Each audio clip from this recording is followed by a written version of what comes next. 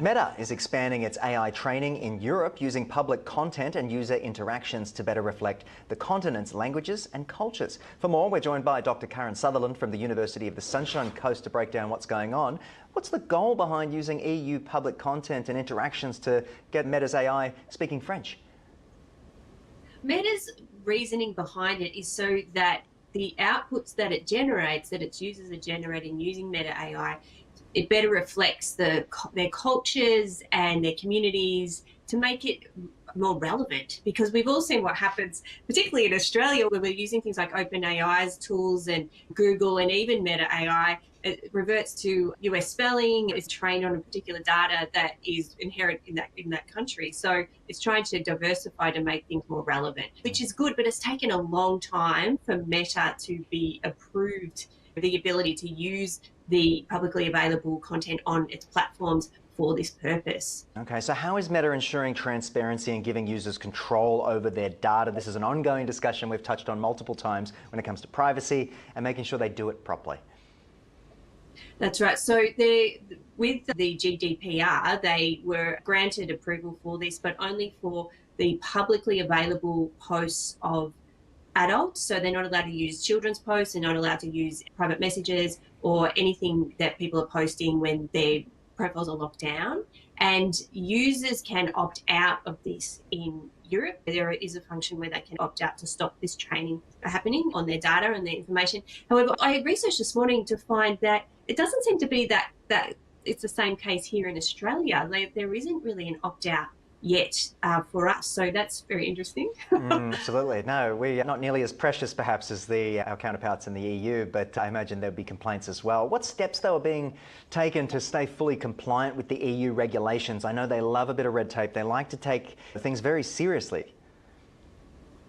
They do, but I think they have to adhere to those things. So it's publicly available. It's not for anyone under 18, and they're doing that way and giving the option for people to not allow their data to be used. They're I think, the key things.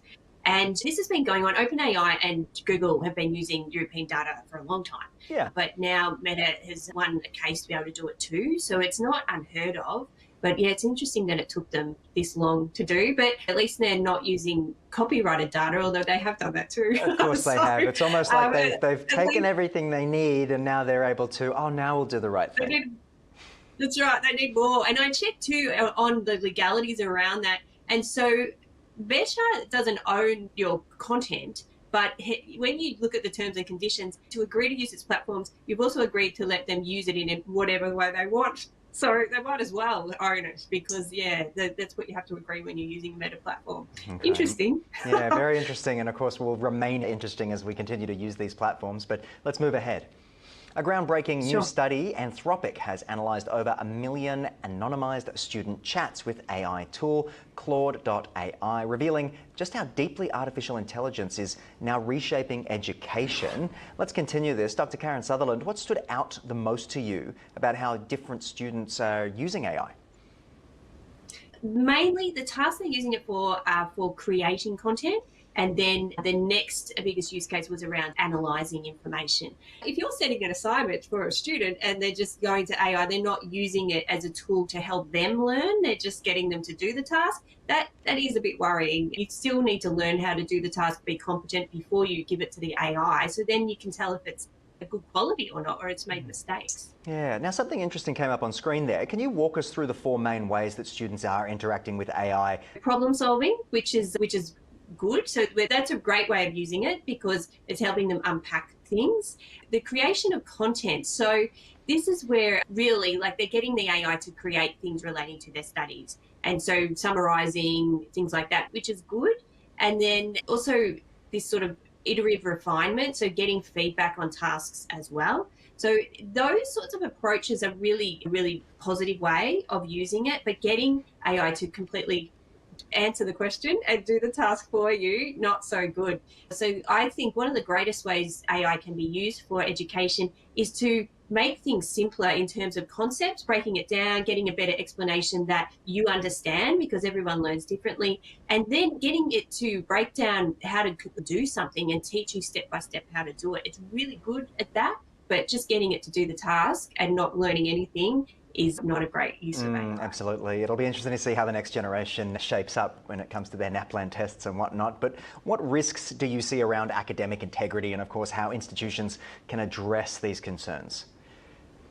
It's really difficult when if students just use, it is like plagiarism, just getting AI to completely write a complete assignment. It means that you can't adequately assess the student on their competency in a task when they haven't really done it. They've used AI to do it. So we're trying to teach students how to use it as a tool to help them learn and grow and progress, rather than getting it to actually do the task and replace them in the whole scheme of things. Just on that, how do you think educators can balance AI support whilst preserving the cognitive learning skills that so many kids need to become full functioning adults? Absolutely. I think it's really wrong to say you can't use AI across the board, but showing how to use it to learn. So, example, I'm teaching social media at UniSC. Students are working with real businesses in the community to develop social media strategies for their businesses. And so I'm showing them how to use AI tools like Perplexity with the search function to come up with audience research and personas and better understanding different tactics that they could use using the AI to come up with ideas and brainstorm and create profiles and things, rather than writing the strategy. They still have to write it, but they can use AI to help them to research and learn more about their clients and the target audiences that they need to try and attract on social media. So using it in that way has been really good, but I think you need to know how to teach the use of it in a way that's constructive and helpful, rather than completely replacing the task. I think you're onto something there, and I think it's a really great thing to use for research. And as a search engine, in many cases, I found it to be quite a valuable tool. But I think you're onto something, and hopefully we can ride that line moving forward into the future. But Dr. Karen Sutherland, thank you for joining me on the program. Thank you.